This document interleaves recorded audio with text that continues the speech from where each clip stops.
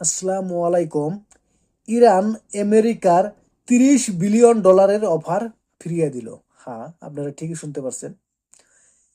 America ইরানকে বলেছিল যে তোমরা যদি আমাদের সাথে ডিল করো এবং আমাদের কথা শোনো তাহলে তোমাদেরকে $30 বিলিয়ন দেওয়া হবে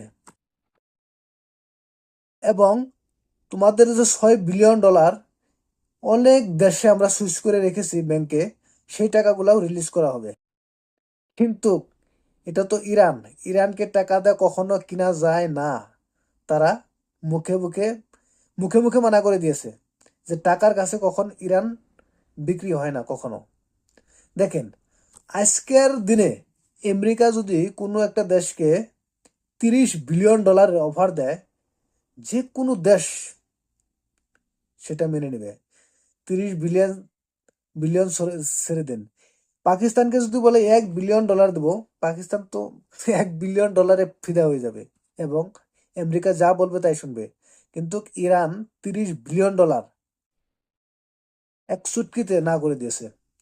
কারণ ইরানের ইতিহাসটা এমন, দেখেন, শুধু ডোনাল্ড ট্রাম্প নয়, আমেরিকার অনেক প্রেসিডেন্ট, অনেক বড় বড় লোক ইরানকে কাবু করার জন্য এবং ইরানের মুখ বন্ধ করার জন্য, ইরানকে নিজের করার জন্য অনেক চেষ্টা করেছে, কিন্তু কেউ পারে নাই।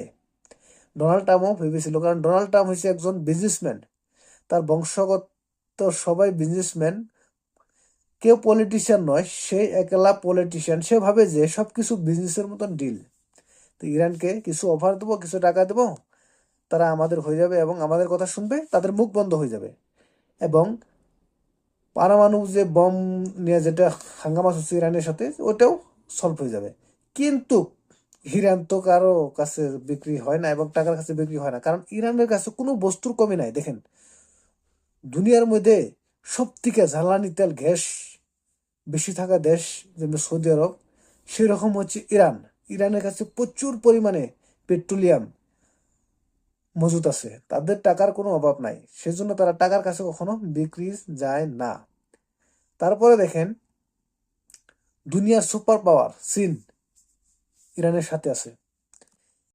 দুনিয়ার সুপার পাওয়ার রাশিয়া ইরানকে ফুল সাপোর্ট করছে এবং রাশিয়ার পররাষ্ট্রমন্ত্রী তিনি বলেছেন, ইরান যদি চায় তাহলে আমরা আমাদের পারমাণবিক বোমও দেব।